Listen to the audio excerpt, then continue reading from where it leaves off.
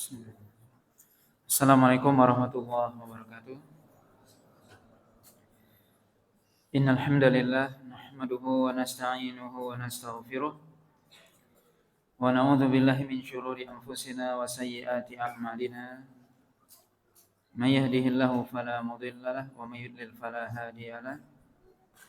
Asyhadu an la ilaha illallah wahdahu la syarika lah wa asyhadu anna Muhammadan abduhu wa rasuluh alladzi la rasula wa la nabiyya ba'dah. Ya ayyuhalladzina amanu taqullaha haqqa tuqatih wa la tamutunna illa wa antum muslimun. Amma ba'd.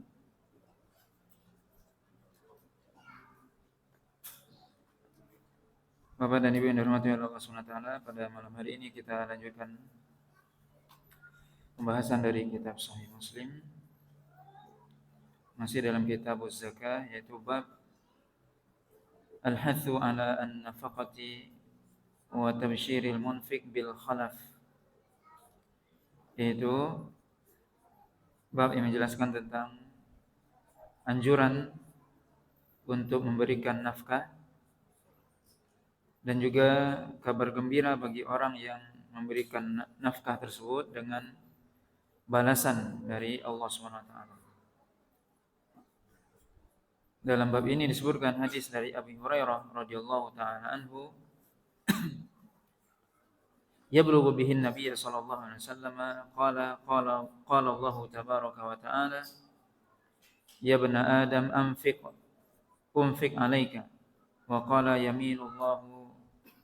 yaminullahi mal'a, wa qala Ibnu Numair mal'an sahha la yaghiduha syai'un al-laila wan nahar.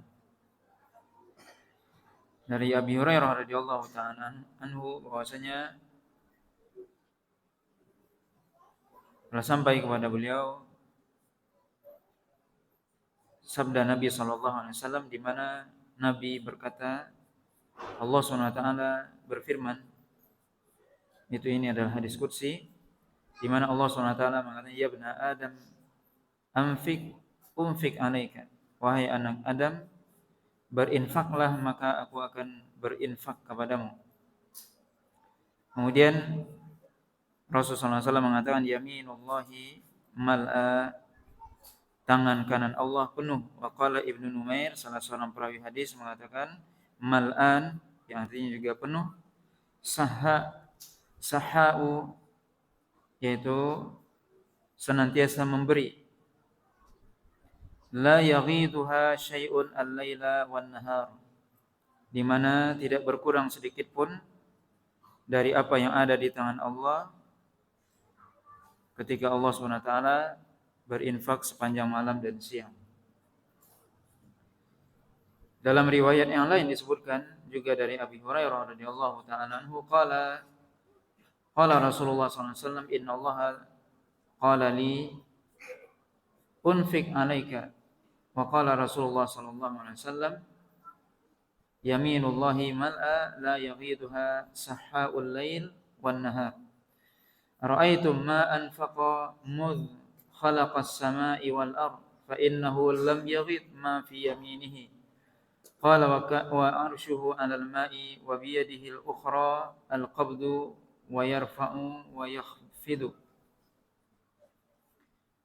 Dalam riwayat yang lain disebutkan juga dari Abi Hurairah radhiyallahu ta'ala anhu bahwasanya Rasulullah SAW bersabda, sungguhnya Allah SWT mengatakan kepadaku, unfiq alaika, yaitu aku berinfak kepadamu. Kemudian Rasulullah SAW mengatakan, yaminullahi mal'a, yaitu tangan kanan Allah penuh. La yaghiduha sahhaul lail wan nahar, di mana tidak berkurang sedikit pun apa yang ada di tangan Allah SWT dengan banyaknya, walaupun banyaknya Allah SWT memberi sepanjang malam dan siang. Ara'aitum ma anfaqa mudh khalaqas samai wal ard, tidakkah kalian melihat Allah SWT telah berinfak atau mengeluarkan atau memberikan rezeki kepada makhluk sejak Allah SWT menciptakan langit dan bumi. Fa innahu lam yaghid ma fi yaminihi, tapi sejak itu tidak sedikit pun berkurang dari apa yang ada di tangan kanan Allah. atau di tangan kanannya. Qala wa arshuhu 'alal ma'i wa bi yadihi al-ukhra al-qabdu wa yarfa'u wa yakhfidu. Dan arsy Allah ada di atas air, dan di tangannya yang lain al-qabdu wa yarfa'u wa yakhfidu, yaitu al-qabdu yaitu mematikan, mewafatkan, yarfa'u meninggikan, wa yakhfidu dan merendahkan. Bapak dan Ibu yang dirahmati oleh Allah Subhanahu wa taala, hadis ini hadis Abu Hurairah yang disebutkan oleh Imam Muslim. Dua hadis disebutkan oleh Imam Muslim dalam bab ini, di mana hadis ini adalah hadis qudsi, di mana Allah Subhanahu wa taala menyebutkan dalam hadis ini bahwasanya Allah menyuruh, memerintahkan untuk berinfak. Anfik unfik alaika, yaitu berinfaklah, di mana infak artinya adalah mengeluarkan harta. Anfaqa yunfiku artinya berinfak. Ya, berinfak artinya adalah mengeluarkan harta atau sebagian harta di jalan Allah Subhanahu wa taala. Unfik alaika, ketika Anda berinfak, mengeluarkan harta di jalan Allah Subhanahu wa taala, maka Allah Subhanahu wa taala akan membalasnya. Dan itu adalah janji Allah Subhanahu wa taala. Sebagaimana Allah sebutkan dalam surah Saba, "Wa ma anfaqtum min syai'in fahuwa yukhlifuh." Dan apa yang kalian infakkan, maka Allah Subhanahu wa taala akan menggantinya. Maka ini pasti dari Allah Subhanahu wa taala, janji Allah Subhanahu wa taala ketika kita berinfak mengeluarkan sebagian harta di jalan Allah, maka pasti Allah Subhanahu wa taala akan menggantinya di dunia dan di akhirat. Kemudian dalam hadis yang mulia ini Rasulullah SAW menyebutkan yaminullahi mal'a, dalam riwayat yang lain mal'an, itu tangan kanan Allah Subhanahu wa taala penuh. Sahha itu artinya adalah, kata para ulama, katsirul ata, yaitu senantiasa memberi, terus menerus memberi. Bahkan dalam riwayat tadi disebutkan sahha al-lail wan nahar, yaitu senantiasa memberi sepanjang malam dan siang, tidak berhenti. Maka bisa kita bayangkan bagaimana Allah Subhanahu wa taala disebutkan dalam hadis ini, tangan kanan Allah penuh dengan keberkahan, kebaikan, di mana Allah Subhanahu wa taala senantiasa memberi sepanjang malam dan siang. Bahkan disebutkan tadi mudz khalaqas samawati wal ardh, yaitu sejak Allah Subhanahu wa taala menciptakan langit dan bumi dan sampai hari kiamat, senantiasa Allah Subhanahu wa taala memberi kepada seluruh makhluk, memberikan kebutuhan mereka, rezeki mereka. Sejak Allah Subhanahu wa taala menciptakan langit dan bumi sampai hari kiamat, itu Allah Subhanahu wa taala tidak berhenti memberi apa yang dibutuhkan oleh manusia, oleh makhluknya. Dan ketika Allah Subhanahu wa taala senantiasa memberi, tidak berkurang sedikit pun. La yaghiduha syai'un al-laila wan nahar. Tidak berkurang sedikit pun apa yang ada di tangan Allah Subhanahu wa taala. Allah Subhanahu wa taala tangan kanannya penuh dengan kebaikan, senantiasa Allah Subhanahu wa taala memberi. Sejak Allah Subhanahu wa taala menciptakan langit dan bumi kepada seluruh makhluknya, manusia, jin, hewan, tumbuhan dan seluruhnya, apa yang mereka butuhkan sampai hari kiamat. Dan tidak berkurang dari perbendaharaan Allah sedikit pun ketika Allah memberi tersebut sepanjang malam dan siang, tidak berkurang. Allah Subhanahu wa taala kata, "Ma indakum yanfat wa ma indallahi baq." Yaitu apa yang ada di tangan kalian itu akan habis. Apa yang ada di tangan kita manusia itu akan habis. Karena apa yang ada di tangan kita tidak mungkin tetap, tapi apa yang di tangan Allah Subhanahu wa taala maka itu adalah yang tetap. Maka tidak berkurang sedikit pun apa yang ada di tangan Allah Subhanahu wa taala. Bahkan disebutkan dalam hadis yang lain, hadis qudsi juga, bahwasanya Allah SWT mengatakan, "Ya abna Adam, law anna insakum wa jinnakum qamu fi sa'idin wahidin fasa'alu kullu wahid aw fasa'ala kullu wahidin mas'alatahu." Kata Allah SWT, kalau seandainya, wahai anak cucu Adam, kalau seandainya kalian manusia dan jin berdiri di satu tempat yang luas, kemudian setiap orang meminta permasalahannya. Kemudian aku berikan permasalahan tersebut, apa yang dia minta, tidak akan berkurang perbendaharanku, kata Allah, kecuali seperti Allah, kata Allah SWT, seperti seseorang memasukkan al-mikhyat ilal bahar, yaitu seperti memasukkan jarum ke dalam lautan. Coba kita pergi ke pantai Panjang sana, masukin jarum, terus Anda ambil lagi. Kira-kira berkurang enggak air laut itu? Ketika kita masukin jarum ke dalam laut, berkurang enggak air laut itu? Kita angkat lagi jarum tersebut, tidak berkurang sedikit. Itu menunjukkan apa kata para ulama? Bahwasanya apa yang ada di perbendaharaan Allah SWT tidak akan berkurang ketika Allah SWT memberi seluruh yang diperlukan oleh makhluknya. Ini menunjukkan, pertama, menunjukkan kekayaan Allah SWT, bahwasanya Allah SWT maha kaya. Dan Allah SWT maha kuasa. Dan Allah SWT maha karim, pemberi. Senantiasa dermawan, memberi apa yang dibutuhkan oleh makhluk. Maka hadis ini menunjukkan kepada kita bagaimana Allah SWT kekayaannya tidak akan hilang, tidak akan berkurang sedikit pun ketika Allah SWT memberi apa yang dibutuhkan oleh makhluk. Menunjukkan bahwasanya kekayaan Allah itulah yang sebenarnya yang abadi, yang tidak mungkin berkurang. Apapun yang ada di tangan manusia akan hilang. Tapi yang di tangan Allah SWT tidak akan berkurang. Kalau kita baca hadis ini, bagaimana kita renungkan? Allah SWT memberi sejak Allah menciptakan langit dan bumi. Apa yang dibutuhkan oleh manusia dan jin dan seluruh makhluk, tapi tidak berkurang. Perbendaharaan Allah menunjukkan bahwasanya Allah SWT sangat besar dan sangat kaya. Bagaimana kalau kita memberi, pasti berkurang gitu. Apa yang ada di tangan kita, kita berikan kepada orang, berkurang. Tapi Allah SWT tidak. Sejak Allah ciptakan langit dan bumi, sejak Allah SWT ciptakan langit dan bumi dan sampai hari kiamat tidak akan berkurang apa yang Allah berikan kepada makhluknya. Menunjukkan kekayaan Allah SWT, dan memang seharusnya kita meminta kepada Zat yang maha kaya, Allah Al-Ghani, yang maha kaya. Mestinya kita meminta kepada Allah SWT. Maka jangan minta kepada selain Allah. Mintalah kepada Allah yang perbendaharaannya, kekayaannya tidak akan berkurang sedikit pun ketika kita minta. Dan memang Allah SWT menyukai hamba yang meminta kepadanya. Justru sebaliknya, Allah SWT membenci orang yang tidak berdoa kepadanya, tidak meminta kepadanya. Dalam hadis disebutkan bahwasanya Allah SWT, innallaha yaghdab, Allah SWT marah kepada orang yang tidak meminta kepadanya. Man lam yas'alillah yaghdab alaihi, kata Rasulullah SAW. Man lam yas'alillah yaghdab alaihi. Siapa yang tidak meminta kepada Allah, Allah marah kepadanya. Ini bertentangan dengan manusia. Bahwasanya kalau manusia kita minta, dia marah. Tapi Allah SWT justru kalau kita tidak minta, Allah SWT marah.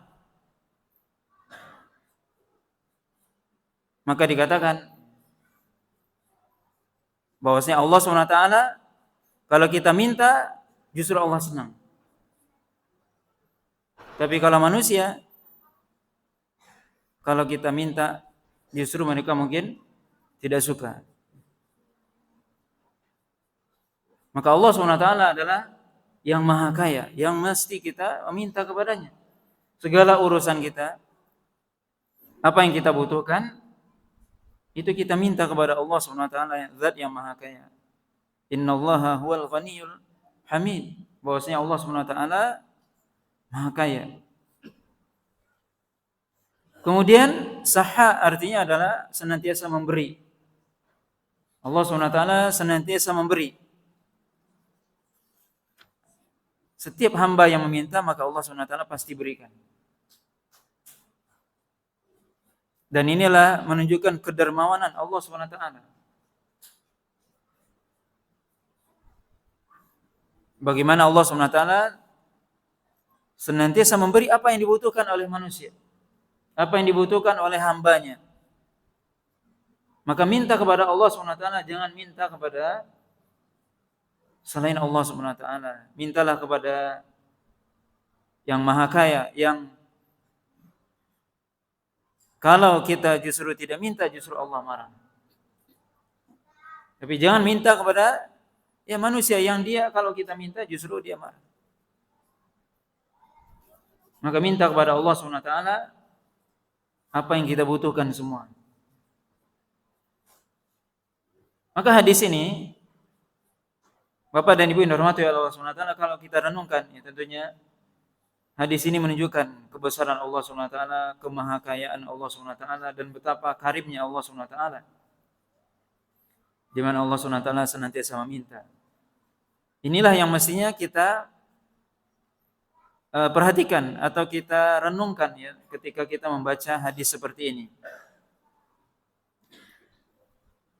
Tidak seperti yang dipahami oleh sebagian orang ketika membaca hadis seperti ini, dia tidak ada pengagungan kepada Allah Subhanahu wa taala. Mestinya ketika membaca hadis seperti ini ada pengagungan kepada Allah Subhanahu wa taala. Kita bayangkan kebesaran Allah Subhanahu wa taala, kekayaan Allah Subhanahu wa taala.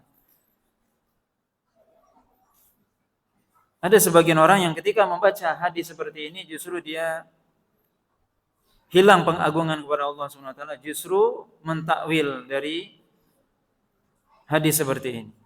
Dan dia sibuk dengan berbantah-bantahan. Ketika dikatakan yaminullah, tangan kanan Allah. Kemudian dia mengatakan, apakah Allah SWT punya tangan? Maka hadis ini menunjukkan, para ulama menjelaskan, yaminullah mal'a, tangan kanan Allah penuh. Maka para ulama ahlu sunnah mengatakan, maka Allah SWT punya tangan. Dalam banyak ayat dalam Al-Quran, begitu juga hadis ini menunjukkan bahwasanya Allah SWT punya tangan.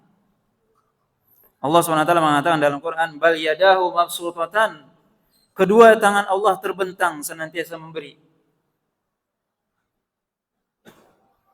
Allah SWT juga mengatakan,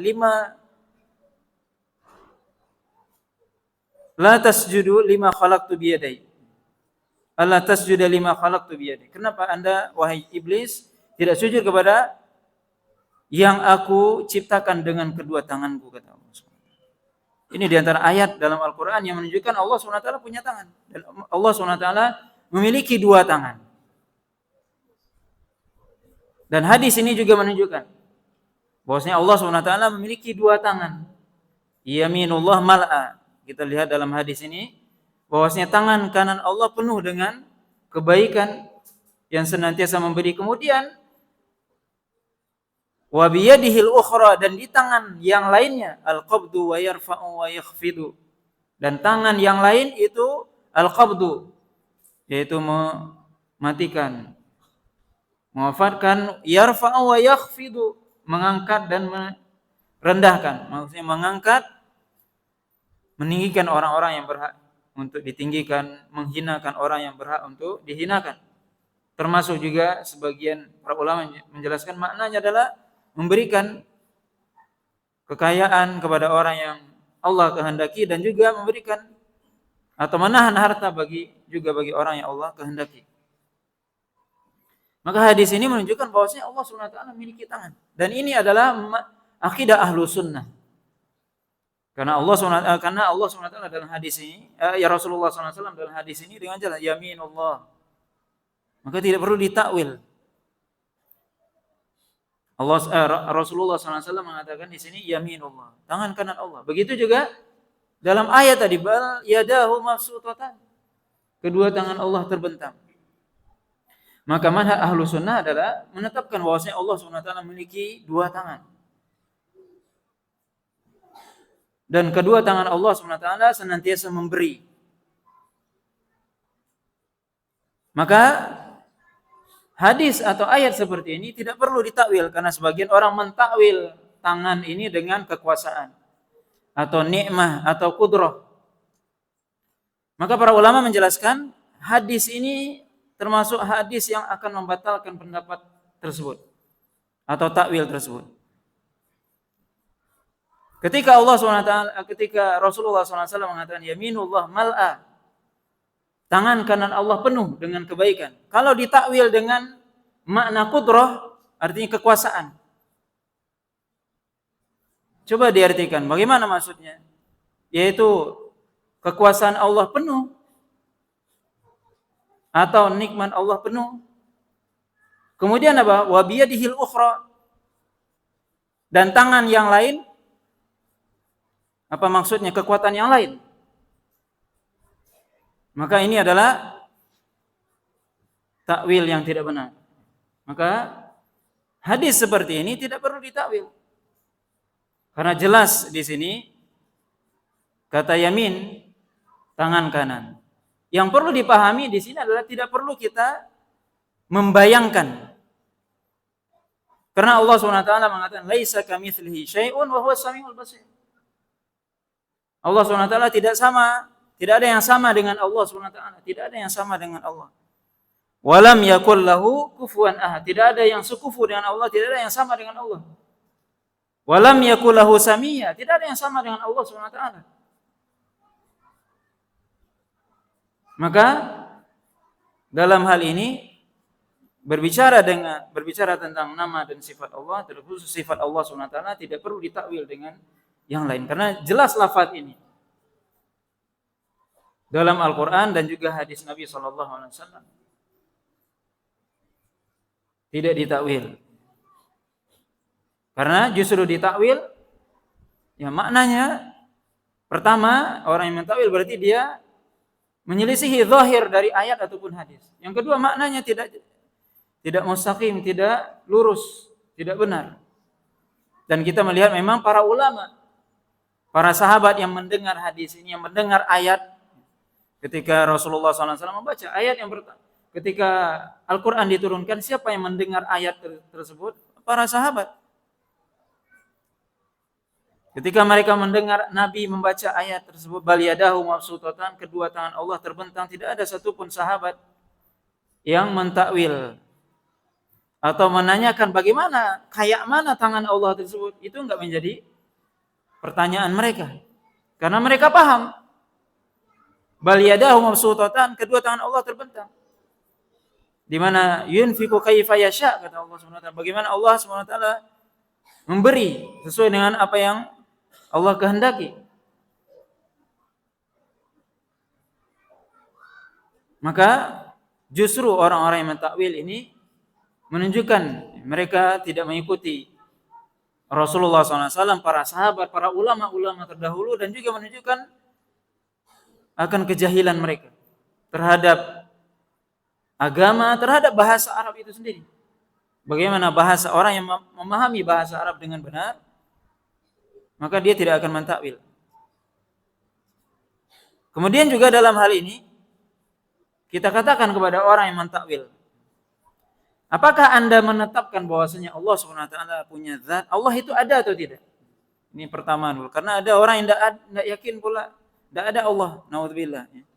Allah itu ada atau tidak? Ada. Allah ada zatnya atau tidak? Ada zatnya. Zat Allah ada. Maka kalau Anda menetapkan Allah SWT punya zat, makhluk juga punya zat. Apakah dengan Anda menetapkan Allah punya zat, makhluk juga punya zat, apakah sama zat makhluk dengan zat Allah? Tidak sama, kata mereka. Begitu juga sifat Allah dan sifat makhluk. Ketika sifat Allah SWT punya tangan, dua tangan, dan ini adalah ijma' para ulama ahlu sunnah, bahwasanya Allah SWT punya dua tangan. Itu ijma' para ulama ahlu sunnah. Makanya para ulama menjelaskan, siapa yang menafikan sifat Allah, sifat tangan, dua tangan, maka dia keluar dari ahlu sunnah. Karena ini ijma' para ulama ahlu sunnah. Allah SWT punya dua tangan. Kalau dia menafikan, berarti dia menafikan ayat bal yadahu mabsutatan dalam surah Al-Maidah. Di mana dalam ayat itu jelas-jelas Allah mengatakan kedua tangan Allah terbentang. Ketika dia mengatakan Allah tidak punya tangan dan tidak punya dua tangan, berarti dia membantah ayat tersebut. Maka ini ijma para ulama ahlus sunnah seluruhnya. Berarti yang menafikan tidak keluar, berarti dia keluar dari ahlus sunnah. Karena ini ijma para ulama ahlus sunnah. Dalam hal kedua tangan Allah SWT. Maka kalau Anda menetapkan bahwasanya Allah ada zatnya, makhluk juga punya zat. Apakah sama zat Allah dengan makhluk? Tidak sama. Begitu juga berarti. Makhluk punya sifat, Allah punya sifat. Tapi apakah sama sifat Allah dengan sifat makhluk? Enggak. Maka tidak perlu kita memikirkan bagaimana kedua tangan Allah. Jangan kita pikirkan seperti tangan kita. Coba kita lihat bahwasanya kita manusia punya tangan, semut punya tangan. Apakah sama tangan kita dengan tangan semut? Enggak sama. Itu padahal apa? Antara makhluk dengan makhluk itu beda. Bagaimana sekarang dengan makhluk dengan sang Khalik? Jelas sangat berbeda dan jauh berbeda dan tidak mungkin sama. Dan tidak mungkin dibandingkan. Maka ini pemahaman yang benar dalam memahami akidah Ahlus Sunnah dalam hal nama dan sifat Allah SWT. Bahwasanya Allah SWT menyebutkan nama dan sifatnya dalam Al-Quran tujuannya agar kita mengenal Allah. Semakin kita dekat dengan Allah, semakin kita mengetahui kebesaran Allah SWT. Bukan sebaliknya, na'udzubillah. Sebagian orang yang tidak punya akalnya atau mendahulukan akalnya daripada nas, daripada Al-Quran dan Sunnah, maka justru dia ketika membaca ayat yang berkaitan dengan nama dan sifat Allah, justru dia semakin jauh dari Allah. Semakin menjauhkan dirinya daripada Allah SWT. Semakin berolok-olok kepada Allah SWT. Na'udzubillah. Allah SWT menyebutkan nama dan sifatnya. Apa tujuannya dalam Al-Quran, dalam hadis? Supaya kita mengenal Allah. Kata para ulama, man kana lillahi a'raf, kana lillahi akhwaf. Siapa yang dia saking atau semakin kenal Allah, justru dia semakin takut kepada Allah SWT. Semakin seseorang kenal Allah SWT, bagaimana kita bisa mengenal Allah? Dengan nama dan sifatnya. Sederhana saja, kita tahu teman kita gimana? Dengan nama dia. Kenalan dulu, siapa nama kamu? Bagaimana sifatnya? Kita udah tahu ketika kita bergaul dengannya. Kamu kenal si fulan? Iya, tahu. Saya namanya, kemudian tahu saya sifatnya, paham saya sifatnya. Seorang mengenal Allah SWT juga begitu, mengenal nama dan sifatnya. Dan Allah SWT sebutkan nama dan sifat Allah dalam Al-Quran. Dalam sunnah Nabi SAW, Nabi menyebutkan. Maka hendaknya kita membaca nama dan sifat itu yang Allah sebutkan dalam Al-Quran dan sunnah dengan sebagaimana yang dibaca oleh para sahabat, oleh Rasul dan para sahabat. Menafsirkannya sebagaimana yang ditafsirkan oleh Rasulullah SAW dan para sahabat. Yang itu mestinya, makanya ahlu sunnah ketika membaca nama dan sifat Allah baik dalam Al-Quran atau dalam sunnah Nabi SAW, semakin tumbuh kecintaan kepada Allah, semakin lahir dalam dirinya keagungan, pengagungan kepada Allah SWT. Bukan sebaliknya. Orang-orang yang mereka melenceng dari manhaj yang benar dari ahlu sunnah justru membaca ayat yang berkaitan dengan nama dan sifat Allah atau hadis Nabi SAW yang berkaitan dengan nama dan sifat Allah, justru mereka berolok-olok atau menafsirkannya dengan selera mereka, dengan takwil dan hawa nafsu mereka yang tidak pernah dicontohkan oleh Rasulullah dan para sahabat. Dan ini tentunya suatu hal yang bertentangan. Maka bagaimana mereka akan dekat kepada Allah SWT? Kalau mereka ketika membaca ayat nama dan sifat Allah, justru mereka mentakwil. Maka ini membuat mereka semakin jauh dari Allah SWT. Justru sekali lagi, kenapa Allah SWT menyebutkan nama dan sifat? Agar kita memahaminya dengan benar, tumbuh kecintaan kepada Allah, pengagungan kepada Allah SWT. Bukan ditakwil. Yang dengan ditakwil itu justru tidak ada pengagungan kepada Allah SWT sedikit pun.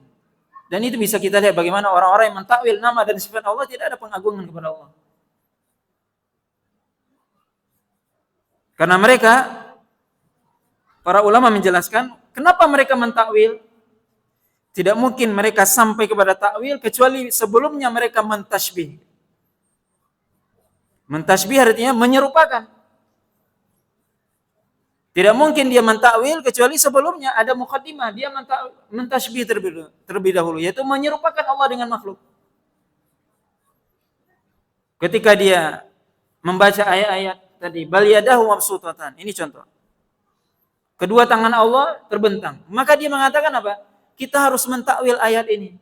Kenapa? Sebab kalau kita mengatakan Allah memiliki kedua tangan, berarti kita menyamakan Allah dengan makhluknya. Berarti apa? Dia sebelum mentakwil itu sudah menyerupakan Allah dengan makhluk. Dia menyerupakan Allah dengan makhluk. Ketika kita mengatakan Allah SWT punya dua tangan ini. Kalau kita menetapkan Allah SWT punya dua tangan, berarti kita menyerupakan Allah dengan makhluknya. Sebab apa? Yang punya dua tangan itu makhluk, kata dia. Berarti apa? Sebelum dia mentakwil, dia sudah mentasbih Allah SWT terlebih dahulu. Makanya tidak mungkin mereka mentakwil kecuali mentasbih. Sudah ada dalam benak mereka. Ketika mereka membaca ayat itu, bal yadahu mabsutatan. Kedua tangan Allah terbentang. Kedua tangan.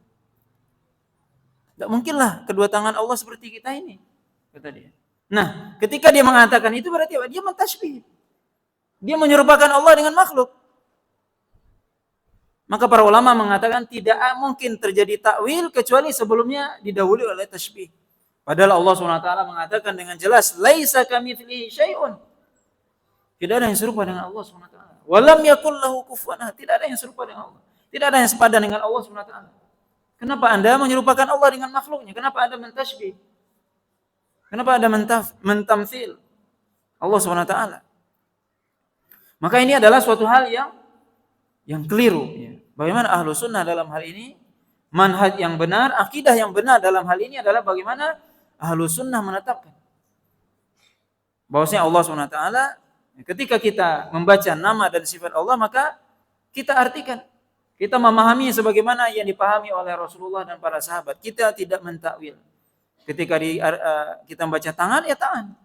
Tapi bagaimana hakikatnya, itu yang kita tidak perlu dan tidak ditugaskan untuk kita untuk itu. Makanya Imam Malik ketika ditanya tentang al-istiwa, maka beliau mengatakan al-istiwa maklum. Istiwa itu suatu hal yang diketahui oleh orang banyak. Siapa yang mengetahui? Orang yang paham. Wal imanu bihi wajib, dan iman kepada istiwa adalah suatu hal yang wajib. Wal kaif al-majhul, yaitu wal kaif majhul. Adapun bagaimananya Allah istiwa alal arsy, itu tidak diketahui, majhul, tidak tahu kita. Karena Allah tidak memberitahu. Dan tidak perlu ditanyakan. Wasu'alu anhu bid'ah, bahwasanya bertanya tentang kaifiyah, bagaimana Allah istawa alal arsy, itu adalah pertanyaan bid'ah. Maksudnya apa? Tidak pernah Rasulullah atau para sahabat menanyakan itu. Para sahabat tidak pernah bertanya itu. Ketika mereka membaca ayat Ar-Rahmanu 'alal 'arsy istawa, para sahabat mendengarkan ayat itu dibaca oleh Nabi. Tidak ada satupun para sahabat yang bertanya kepada Nabi, bagaimana ya Rasulullah Allah itu istawa 'alal 'arsy? Tidak pernah ditanyakan.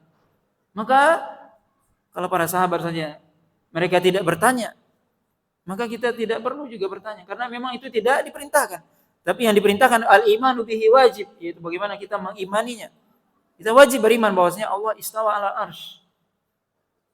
Maka kemudian orang-orang itu mentakwil. Kalau dikatakan Allah istawa ala arsy, berarti apa? Kita menyamakan Allah dengan makhluk. Sebab apa? Anda sudah membayangkan istiwa itu seolah-olah seperti duduk di atas kursi. Ya, itu salah. Berarti Anda mentasbih, menyamakan Allah dengan makhluk seolah-olah seperti itu. Kemudian Anda menafikan sendiri. Maka ini adalah suatu hal yang keliru. Ya, bagaimana Allah SWT menyebutkan dalam Al-Quran nama dan sifatnya. Maka hendaknya kita mengimani sebagaimana yang diimani oleh Rasulullah SAW dan para sahabatnya. Kita mengatakan bahwasanya Allah SWT punya zat, manusia punya zat. Zat Allah nggak sama dengan zat manusia. Maka oleh sebab itu apa? Sama. Sifat Allah juga tidak sama dengan sifat manusia. Nah, wallahu ta'ala mungkin ini ya pembahasan kita, satu pembahasan pada malam hari ini, yang ini merupakan suatu hal yang sangat penting untuk kita sampaikan atau kita jelaskan lebih panjang lebar, karena ini berkaitan dengan akidah, berkaitan dengan keyakinan yang pada hari ini hal yang seperti ini banyak orang-orang yang menyimpang dalam hal ini. Banyak orang yang keliru dalam masalah nama dan sifat Allah, yang sekali lagi kita katakan di sini Allah SWT menyebutkan nama dan sifatnya untuk kita agungkan. Mestinya ayat ataupun hadis seperti ini di dalam diri kita ada pengagungan. Betapa Allah SWT seperti hadis ini, tangan kanannya penuh dengan kebaikan yang senantiasa memberi. Itu yang kita pikirkan. Itu yang kita renungkan, bagaimana Allah SWT memberikan apa yang kita butuhkan. Bukan kita sibuk memikirkan kayak mana ya tangan Allah. Itu bukan itu. Ini cara berpikir yang keliru. Ini yang harus diluruskan. Justru membaca ayat seperti ini atau hadis seperti ini, justru kita menambah keimanan kepada Allah SWT, menambah kita kecintaan kepada Allah SWT, semakin takut kita kepada Allah SWT, dan menunjukkan kita manusia, makhluk yang kerdil, yang tidak ada apa-apanya. Nah, wallahu ta'ala alam. Kita lanjutkan nanti insyaallah pada kesempatan yang akan datang, itu bab setelah ini ya. Di sini ada pertanyaan, apakah sifat Allah atau nama Allah hanya Asmaul Husna saja? Ya, ada namanya nama Asmaul Husna, nama-nama dan sifat Allah ya. Allah SWT mengatakan walillahil asmaul husna fad'uuhu biha, dalam surah Al-A'raf Allah katakan walillahil asmaul husna fad'uuhu biha, dan Allah SWT memiliki nama-nama yang indah, maka berdoalah dengannya. Meminta kepada Allah dengan nama Allah yang husna, yang indah. Rasulullah SAW mengatakan dalam hadis ini diriwayatkan oleh Imam Bukhari dan Muslim, inna lillahi tis'atan wa tis'ina isman man ahsaha dakhalal jannah. Sesungguhnya Allah SWT memiliki nama-nama yang indah, 99. Siapa yang ahsaha, para ulama menjelaskan ahsaha menghitungnya, mempelajarinya dan mengamalkannya, kata Imam Ibnul Qayyim, maka dia akan masuk surga, kata Nabi SAW. Itu maksud dari ahsaha, mempelajarinya, memahami maknanya, kemudian mengamalkannya. Itu yang dimaksud. Tidak hanya sekedar menghafal nama, tapi tidak tahu maksud dan artinya, bukan seperti itu. Tapi ahsaha maksudnya, kata Imam Ibnul Qayyim, adalah mempelajari makna dan artinya, kemudian mengamalkannya. Itu yang akan masuk surga. Maka Allah SWT memiliki nama-nama yang indah, 99. Apakah hanya 99 nama Allah? Tidak. Cuman yang diberitahukan kepada kita 99 yang Allah sebutkan dalam Al-Quran dan juga sebagiannya dalam hadis Nabi. Tapi apakah hanya nama Allah 99? Nama Allah hanya 99? Tidak. Dalilnya adalah hadis Nabi SAW sendiri. As'aluka Allah bi kulli ismin huwa lak sammaita bihi nafsak aw anzaltahu fi kitabik aw 'allamtahu ahadan min khalqik aw ista'tharta bihi fi ilmil ghaibi indak anta ja'alal qur'anal karima rabi'a qulubina wa jala ahzanina, dan seterusnya. Yaitu Nabi SAW mengajarkan kepada kita doa, yaitu ya Allah, aku meminta kepada Engkau, bertawasul kepada Engkau. Bertawasul dengan nama dan sifat Allah, ini yang dibenarkan. Dengan nama yang Engkau beritahukan kepada Rasulmu, yang Engkau turunkan dalam kitabmu, dan nama yang Engkau saja sendiri yang tahu tentang nama tersebut. Maka nama Allah itu banyak. Cuman yang diberitahukan, yang diturunkan kepada Nabi, yang diberitahukan kepada kita 99 yang disebutkan dalam Quran, sebagiannya ada, sebagiannya dalam hadis Nabi SAW. Nama Allah SWT itu indah. Setiap nama, kata para ulama, memiliki sifat. Contoh nama Allah adalah kita baca misalnya Bismillahirrahmanirrahim. Ar-Rahman dan Ar-Rahim nama Allah. Ar-Rahman dan Ar-Rahim nama Allah. Setiap nama memiliki sifat. Bahwasanya Ar-Rahman dan Ar-Rahim sifatnya adalah Ar-Rahmah, yaitu memberikan kasih sayang kepada makhluk. Allah SWT memiliki nama Al-Ghafur misalnya. Al-Ghafur nama Allah SWT. Maka sifatnya adalah Allah SWT memberikan maghfirah, ampunan kepada hambanya. Allah SWT Al-Hakim. Nama Allah Al-Hakim, yaitu yang maha bijaksana, di mana setiap perbuatan Allah SWT memiliki hikmah. Tidak ada perbuatan Allah yang sia-sia. Semuanya memiliki hikmah dan faedah, kebaikan dan maslahat. Maka Allah SWT memiliki nama. Dan nama itu bukan hanya sekedar nama.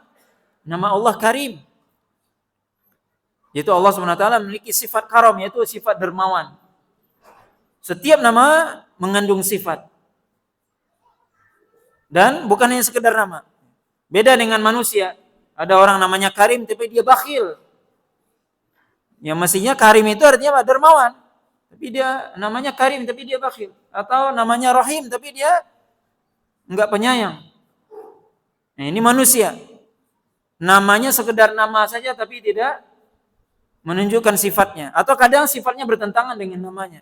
Tapi Allah SWT memiliki nama yang setiap nama itu mengandung sifat.